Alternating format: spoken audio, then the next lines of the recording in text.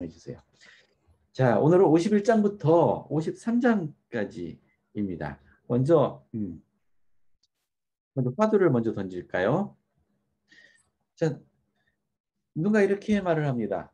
때때로 의롭게 사는 게 너무 힘들다 라고 말을 합니다. 여러분 혹시 이 말에 동의하시나요? 아니면 동의하지 못하겠다고 생각하시나요?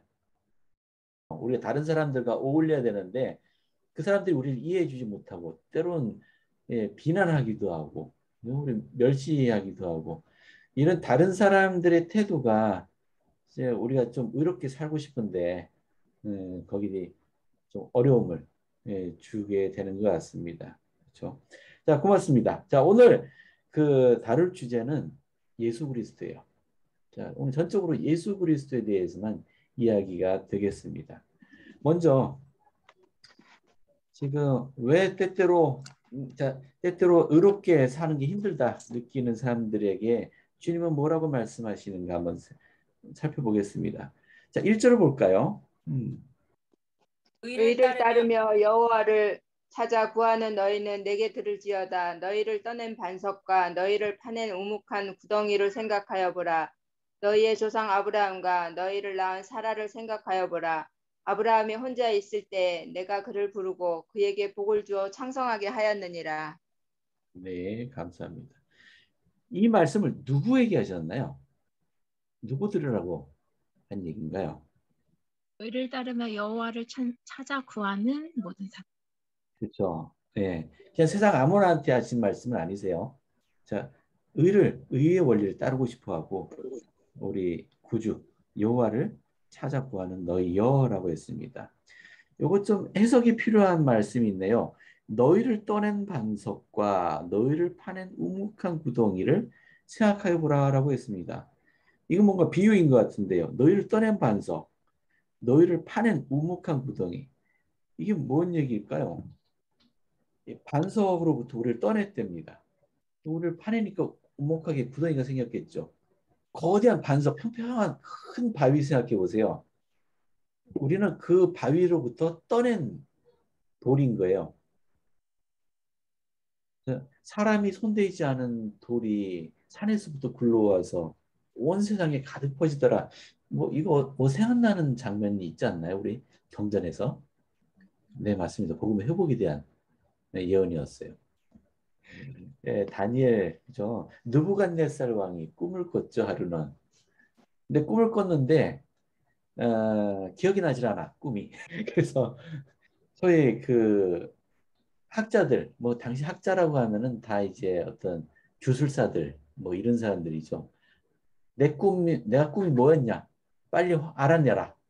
못 알아내면 다 죽이겠다. 뭐 이렇게까지 했대요. 이런 불합리한 일이 어디 있습니까? 자기 꿈, 뭐 자기가 잊어버리고서.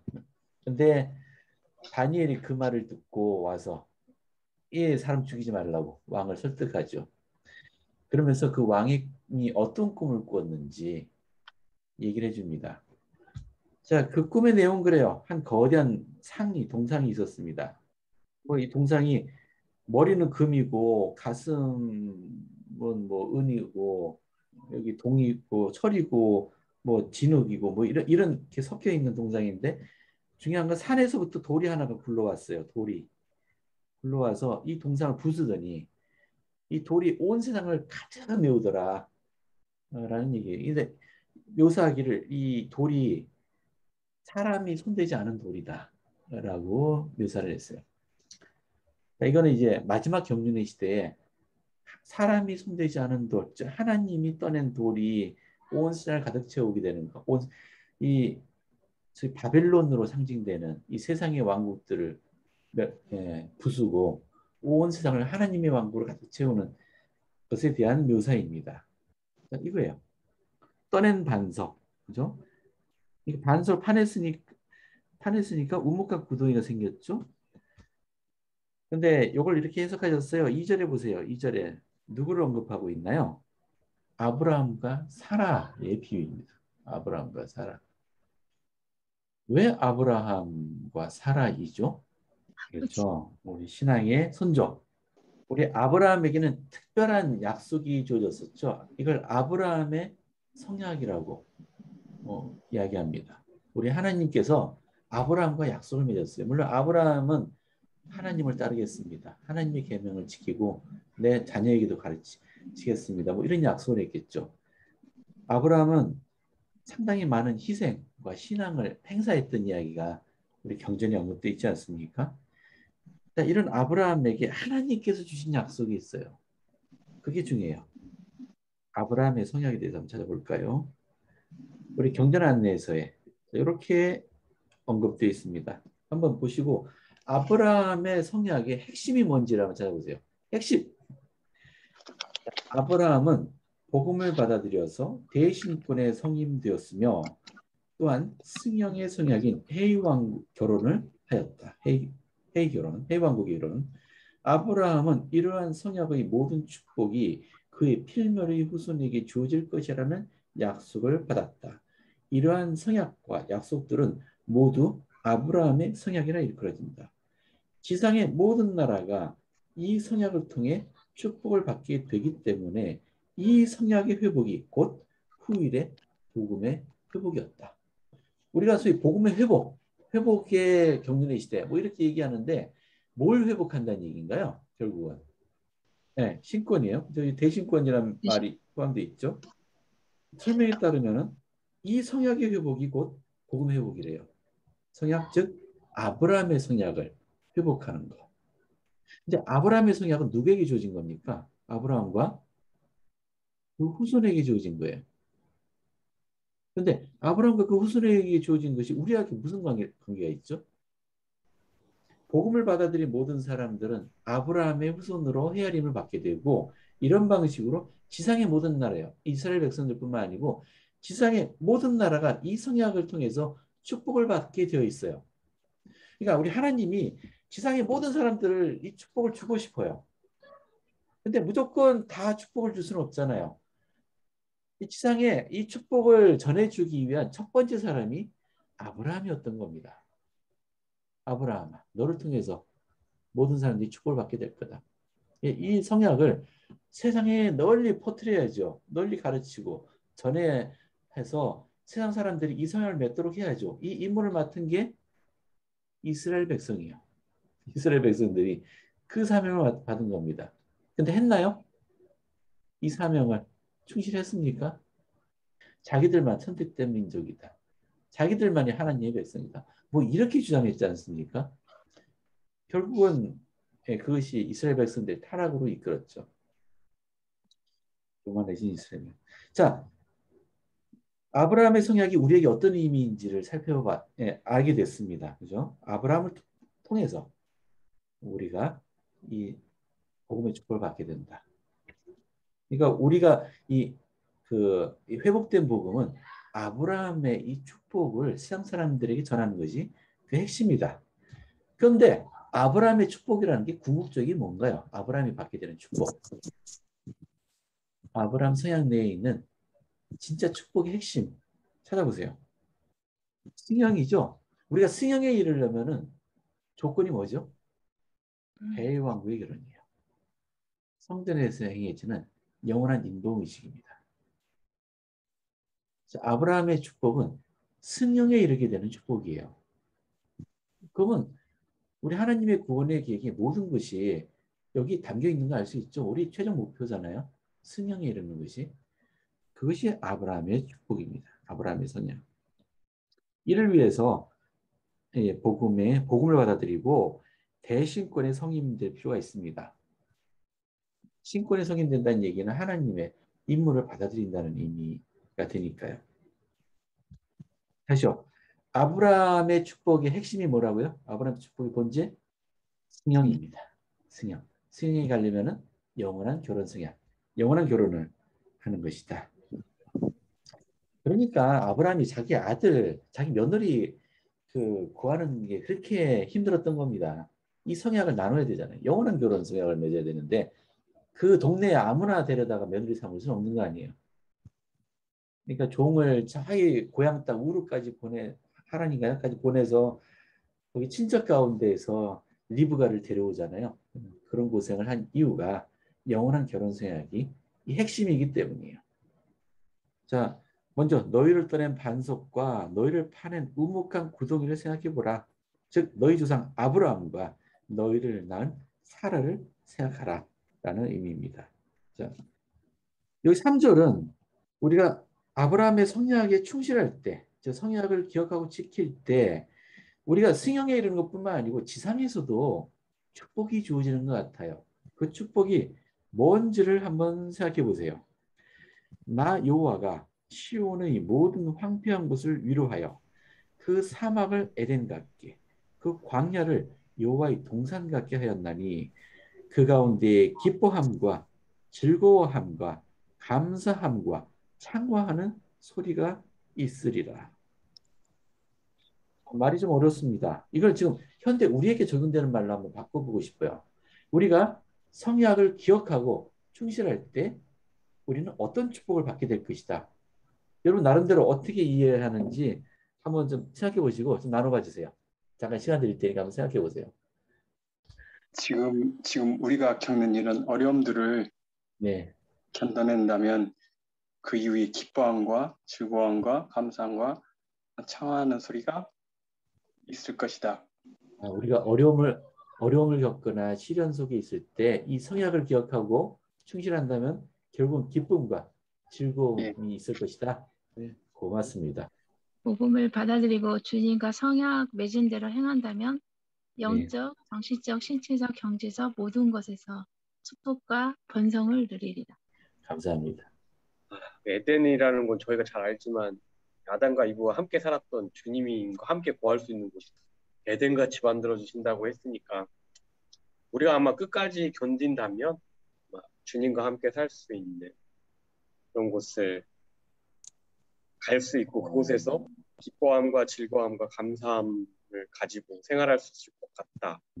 우리가 성약을 기억하고 지키는 생활을 하게 되면은 결국 우리가 하나님과 함께 그분을 동반하게 될 거다. 감사합니다. 나름대로 여러분들도 한번 다른 분들도 생각해 보세요. 우리가 성약과 계명을 지키면은 우리가 어떻게 축복을 받게 될 건지 한번 상상해 보시기 바랍니다. 7절과 8절 여기 누가 한번 읽어봐 주시겠습니까? 의를 아는 자들아, 마음에 내 율법이 있는 백성들아, 너희는 내게 듣고 그들의 비방을 두려워하지 말라. 그들의 비방에 놀라지 말라. 옥같이 좀이 그들을 먹을 것이며 양털같이 좀벌레가 그들을 먹을 것이나 나의 공의는 영원히 있겠고 나의 구원은 세세에 미치리라. 감사합니다. 아까 의롭게 사는 게 때때로는 힘들다라는 데 동의하셨잖아요. 왜냐하면 다른 사람들의 시기, 비난 뭐 이런 것들 다른 사람들의 시각이 우리를 힘들게 한다. 근데 여기 보시면은 비방을 두려워할 필요 없다. 두려워하지 마라. 비방에 놀라지 마라. 누구에게 하신 말씀이냐? 누구는 비방을 두려워할 필요 없다니 그랬나요? 그렇죠. 의를 안다는 게 무슨 말이죠? 마음에 내 율법이 있는 백성. 여기 의를 아는 자, 콤마 마음에 내 율법이 있는 백성들. 여기 동의어겠죠? 같은 뜻이겠죠?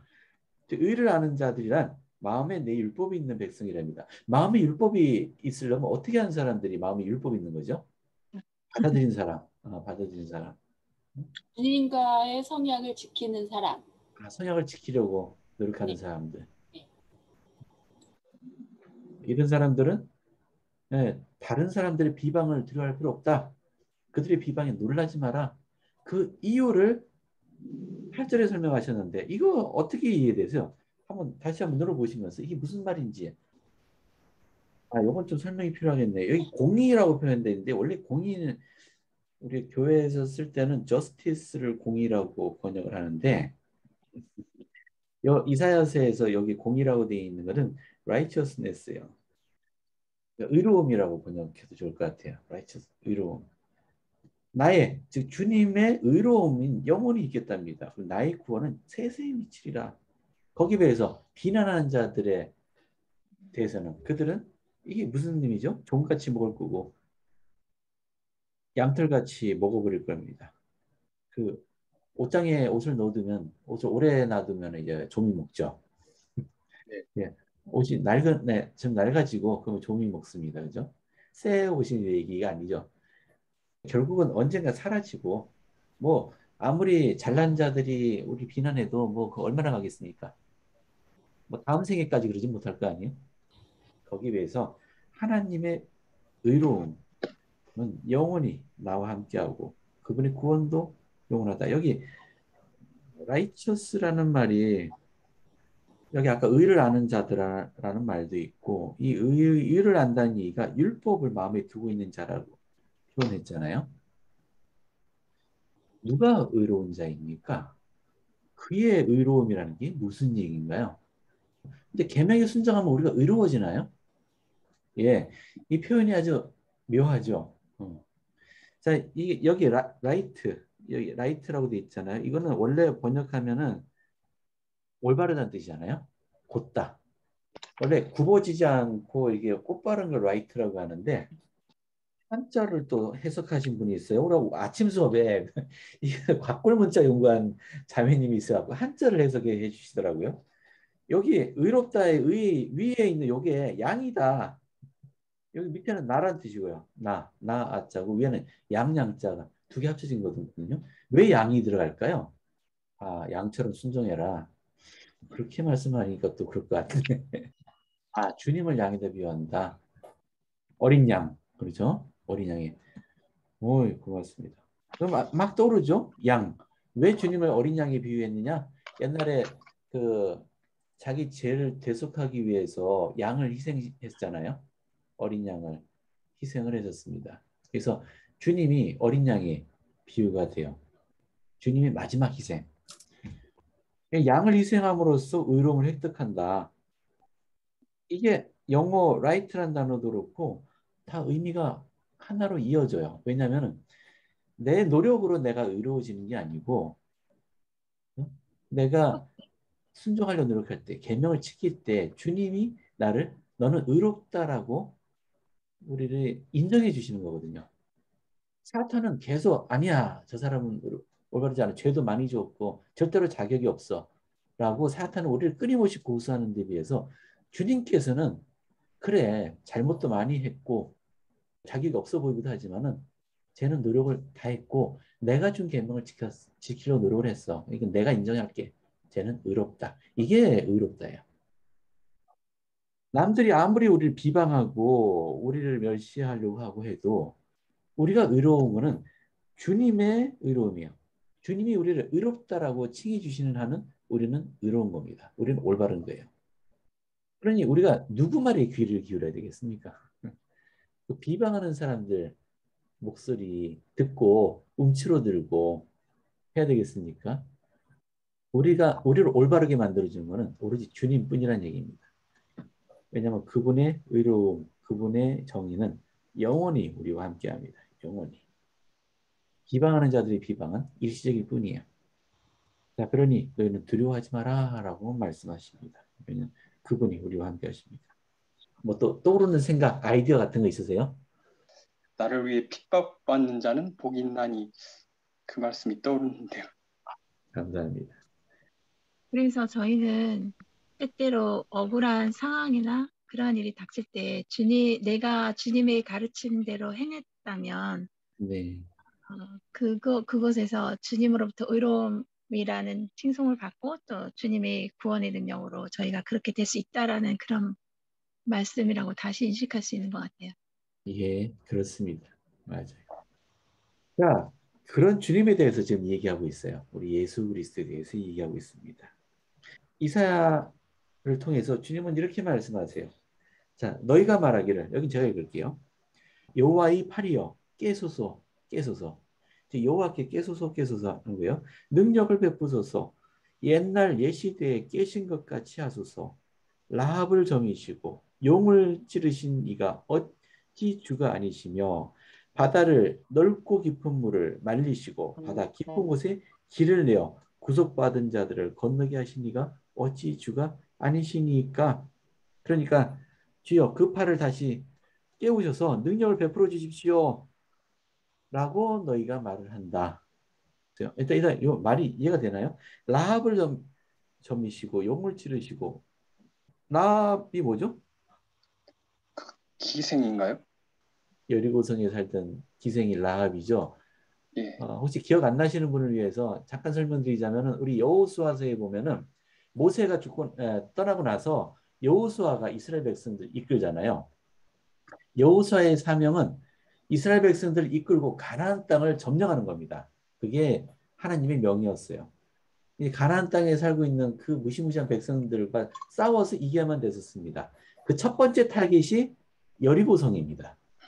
그 여리고성에 그렇게 이제 공격을 해 가기 전에 첩자들을 보냈어요. 성에 여호수아가. 그 첩자들이 성에 잠입을 했는데 들켜갖고 위험한 상황이 됐을 때 이들을 도운 사람이 라합이라는 여성이에요. 이 라합은 정세 파악을 잘한 것 같아요. 이 여리고성이 이스라엘 백성의 수중에 떨어질 거다라는 걸 알고 아예 그쪽으로 편먹은 겁니다. 실제로 여리고성을 점령했을 때 라합이라는 여성을 보호합니다. 이스라엘 백성들이.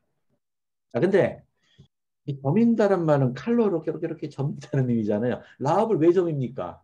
이게 이상하잖아요. 이 라합은 그 여성 라합이 아닙니다. 제가 열심히 설명해 놓고 지금 딴소리 해야 되는데 라합은 그 여자를 말하는 게 아니고 고대어로 바다 괴물이에요.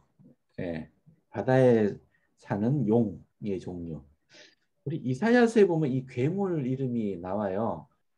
그 이사야서 저 앞부분에 가면은 리워야단이라는 게 나와요. 리워야단.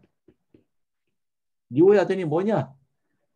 그러니까 알고 보니까 이게 레비아탄이라고 우리 영어로는 레비아탄이라고 쓰는 바다 괴물을 의미하는 거였습니다. 이게 사탄을 상징하는 괴물이었어요. 근데 여기 또 라합이라고 하는 바다 왜 해룡이 갑자기 나오냐? 이 라합은 그 이집트의 상징이랍니다. 이집트의 상징. 고대 이집트를 상징할 때 라합이라는 괴물에 비유를 했답니다.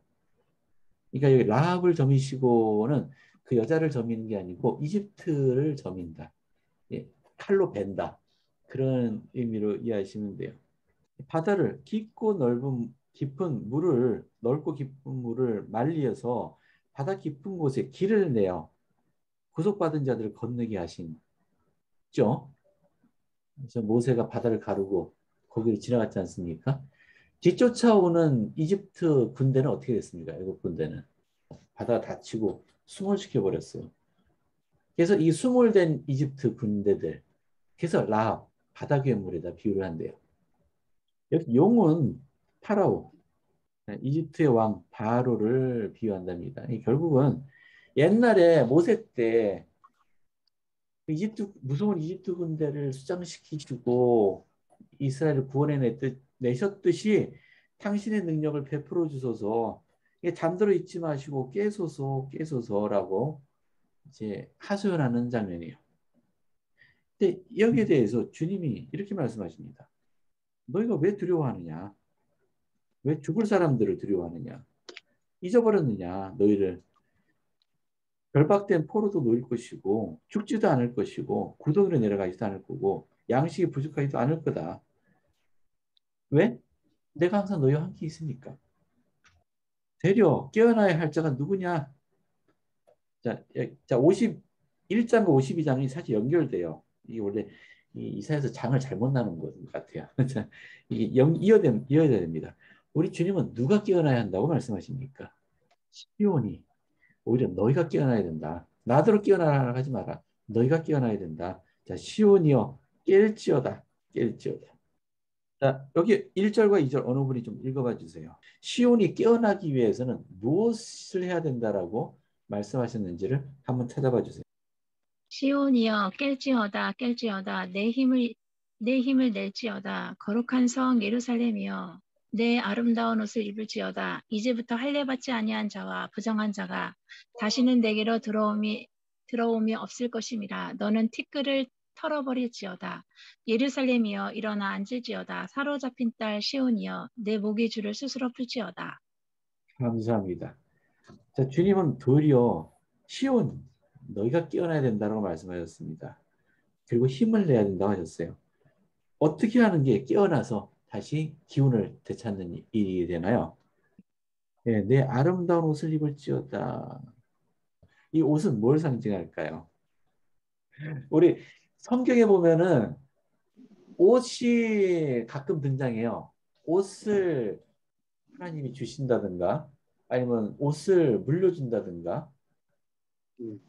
이런 이야기 나오잖아요. 뭐 생각나는 이야기 있으세요? 여로보암한테 옷을 10개를 찢어줘서 북이스라엘 준다는 그런 내용들. 저 생각지도 못한 성경 구절을 또 기억해내셨네. 그 선지자가 옷을 여로보암에게 찢어주고 주고서 옷을 찢더니 그 10조각을 여로보암에 주었다고 하죠. 여기서 옷은 그 왕의 권위를 상징을 해요. 왕의 권한.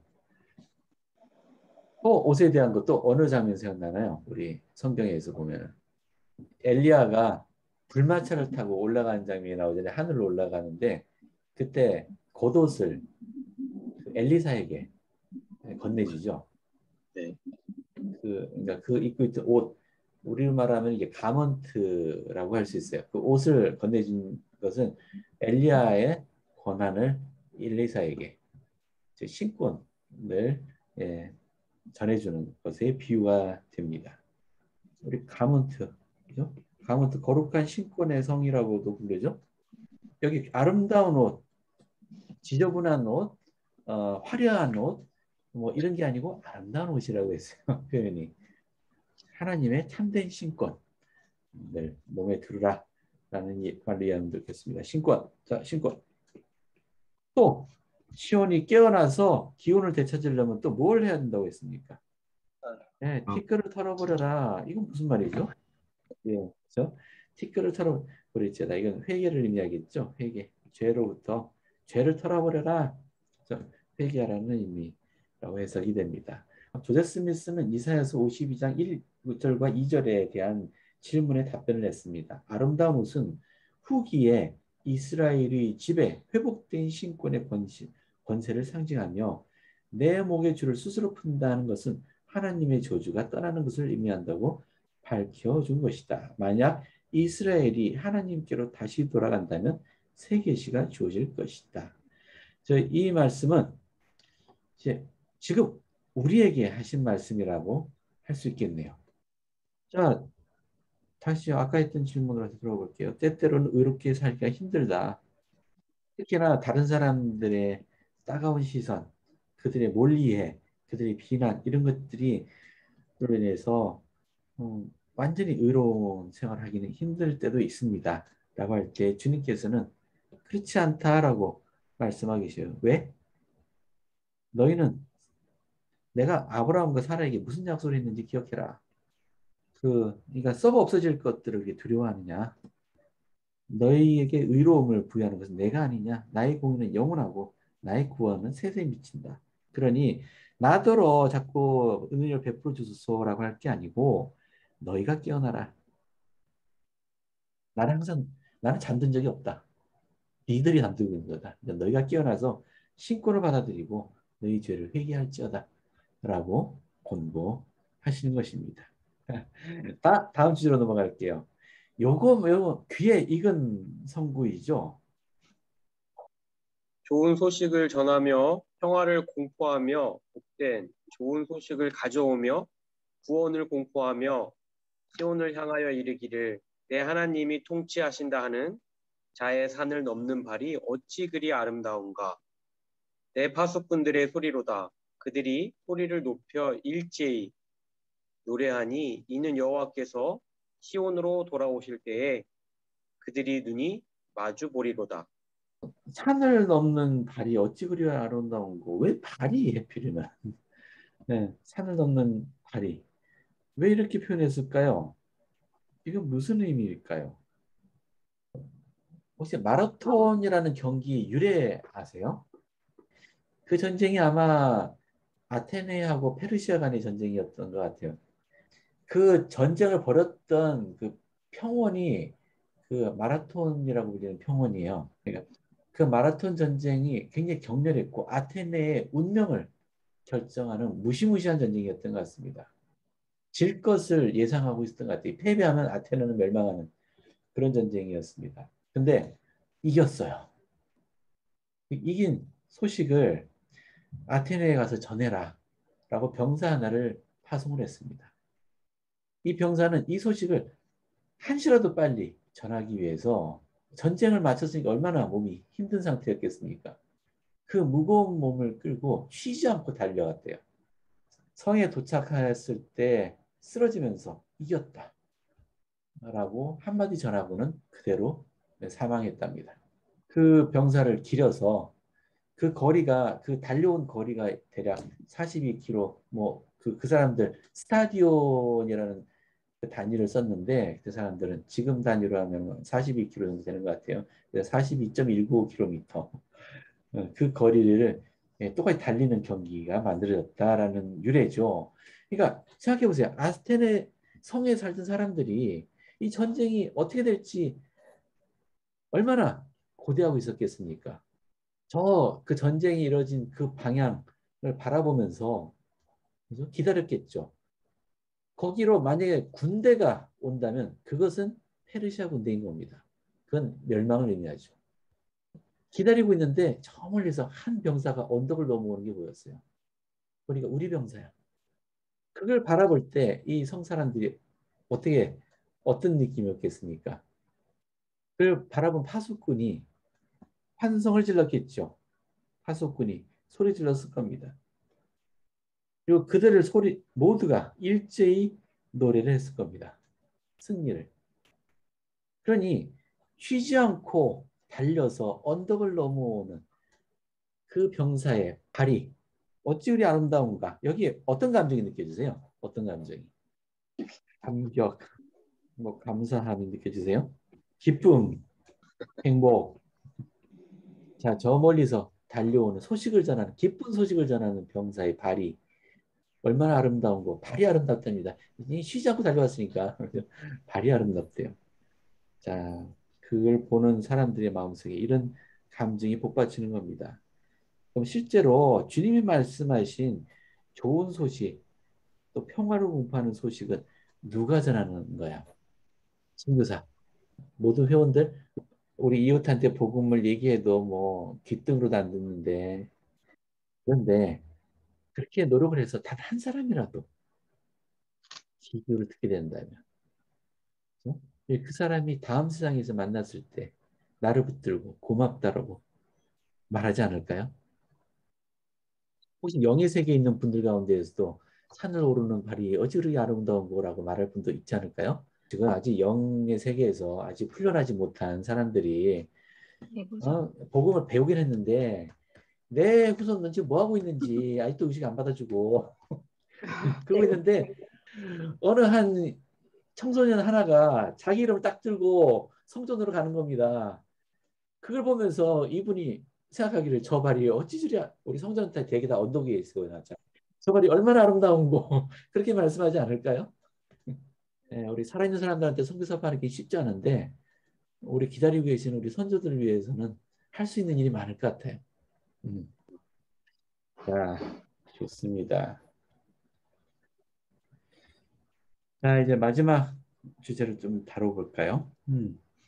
만약에 여러분 친구나 또 가족 누구가 이렇게 말한다고 생각해 보세요. 내가 지금 얼마나 힘든지 아무도 이해 못해. 아무도 몰라. 라고 말한다면 여러분은 뭐라고 얘기해 주시겠습니까? 네, 두 분 말씀 다 내가 얼마나 힘든 상황이 있는지 아무도 몰라.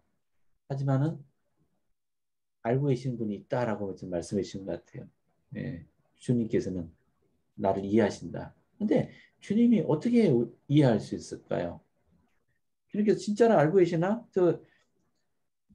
제가 처음에 교리와 성약에서 주님이 조세스 스미스에 이렇게 말씀하시죠.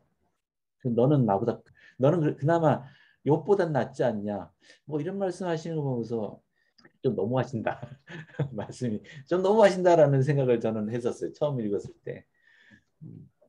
근데 이제 점점 이해하게 됐습니다. 우리 주님은 그런 말씀하실 자격이 있다는 것을 이제 알게 되었어요. 좀 한번 살펴볼게요. 자, 53장 전체가 같은 한 내용이에요. 한 내용인데 찾아보세요. 주님께서는 진짜 우리를 이해하시고 우리 마음을 아신다. 내가 얼마나 힘든지 진짜 아신다라는 것을 보여주는 그러한 구절을 한번 찾아보십시오. 자, 우리가 전한 것을 누가 믿었느냐? 여호와의 팔이 누구에게 나타났느냐? 그는 주 앞에서 자라나기를 연한 순 같고 마른 땅에서 나온 뿌리 같아서 고운 모양도 없고 품체도 없은즉 우리가 보기에 흠모할 만한 아름다운 것이 없도다. 그는 멸시를 받아 사람들에게 버림받았으며 간고를 많이 겪었으며 질고를 아는 자라. 마치 사람들이 그에게 얼굴을 가리는 것 같이 멸시당하였고 우리도 그를 귀히 여기지 아니하였도다. 그는 실로 우리의 질고를 지고 우리의 슬픔을 당하였거늘 우리는 생각하기를 그는 징벌을 받아 하나님께 맞으며 고난을 당한다 하였노라. 그가 찔림은 우리의 허물 때문이요 그가 상함은 우리의 죄악 때문이라. 그가 징계를 받음으로 우리는 평화를 누리고 그가 채찍을 맞음으로 우리는 나음을 받았도다. 우리는 다 양 같아서 그릇 행하여 각기 제 길로 갔거늘 여호와께서는 우리 모두의 죄악을 그에게 담당시키셨도다. 여기 여호와 주님으로 이해하세요. 우리 한글 성경만 여호와라고 되어 있어요. 그가 곤욕을 당하여 괴로울 때에도 그의 입을 열지 아니하였으며 마치 도수장으로 끌려가는 어린 양과 털 깎는 자 앞에서 잠잠한 양같이 그의 입을 열지 아니하였도다. 그는 곤욕과 신문을 당하고 끌려갔으나 그 세대 중에 누가 생각하기를 그가 살아있는 자들의 땅에서 끌어짐은 마땅히 형벌받을 내 백성의 허물 때문이라 하였으리요. 그는 강포를 행하지 아니하였고 그의 입에 거짓이 없었으나 그의 무덤이 악인들과 함께 있었으며 그가 죽은 후에 부자와 함께 있었도다. 여호와께서 그에게 상함을 받게 하시기를 원하사 질고를 당하게 하셨은즉 그의 영혼을 속군제물로 드리기에 이르면 그가 시를 보게 될 것이요 그의 날은 길 것이요 또 그의 손으로 여호와께서 기뻐하시는 뜻을 성취하리로다. 일단 여기까지 읽을게요. 주님은 진짜 내 어려움, 내 고통을 알고 이해하신다 라는 걸 보여주는 말씀이 있나요? 뭐 사람에게 버림받았고 강고를 겪었고 질고를 겪으셨기 때문에 이미 겪으셨다. 우리가 겪은 거 못지않게 겪으셨다. 그죠? 그런 걸 쭉 나열하고 계시네요. 왜 그런 걸 겪어야만 했을까요? 여기 재밌는 게 이거 보고 좀 생각이 좀 하게 되는 게 연한 순 같고 여긴 좋아요. 그런데 마른 땅에서 나온 뿌리 같아서 땅이 말라 비틀어진 그래서 뿌리가 삐죽 튀어나온 거 생각해 보세요. 그게 아름다운가요? 그렇지 않잖아요. 고운 모양도 없고 예수님을 묘사한 겁니다. 풍채도 없고 우리가 보기에 흠모할 만한 것이 아무 아름다운 것이 없도다. 예수님이 딱 겉보기에는 사람들 이목을 끄는 그런 분은 아니었던 것 같아요. 그런 분은 아니었던 것 같습니다. 그냥 평범해 보였던 것 같아요. 멸시받고 버림받고 귀히 여기지도 않았습니다. 입을 열지도 않으셨죠. 자기 변호를 한다든지 그런 일은 하나도 하지 않으셨습니다. 잠잠한 양과 같아서 입을 열지 않으셨다. 자신을 드러내는 일을 하나도 하지 않으셨어요. 곤욕과 신문을 당했습니다. 그죠? 땅에서 끊어짐을 당했습니다. 그러니까 죽었어요. 죽을 때도 무슨 죄를 지었길래 강도들하고 같이 처형당했잖아요. 물론 죽은 후에는 요셉이라고 하는 부자의 무덤에 잠시 두었다는 얘기예요. 이렇게 한마디 하고 있네요. 질고를 아는 자라. 우리 몰몬경에는 모사여서 14장에 똑같은 성구를 인용하고 있네요. 여기에는 지혜를 아는 자라라고 몰몬교회는 묘사하고 있습니다. 무슨 말이죠? 예수님 겪으셨어요. 우리 조세 스미스에게 한 말, 제가 처음에는 그게 잘 이해가 안 됐습니다. 주님이 그런 식으로 말씀하시는 게 이해가 안 됐지만 주님이 하신 이 말씀은 확실히 마음에 와닿았어요. 나는 모든 것 아래로 내려갔었나니 너는 나보다 크냐? 나도 모든 것 아래로 내려갔는데 너는 그 정도는 아니지 않느냐? 다르게 표현하면은 너의 고통 내가 안다. 왜냐면 나는 더한 고통도 겪었으니까. 내가 안다. 이해한다라고 말씀하시는 겁니다. 저 아신다는 얘기는 우리를 이해하신다는 얘기고요. 이해하시니까 그분은 그분의 권능으로 우리를 어떻게 도와야지 우리에게 도움이 될지 또한 이해하신다는 의미죠. 그렇죠? 주님께서는 모든 것을 경험하셨답니다. 심지어는 어릴 때는 목숨의 위협도 겪었을 뿐만 아니고 심각한 질병도 경험하셨던 모양이에요.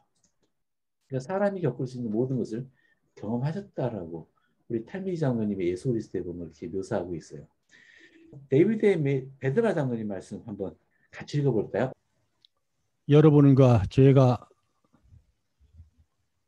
필멸의 삶 동안 마주할 그 어떤 육체적 고통, 영적 상처, 영혼의 고뇌나 심적 고통, 질환이나 연약함도 구주께서 경험하시 않으신 것이 없습니다.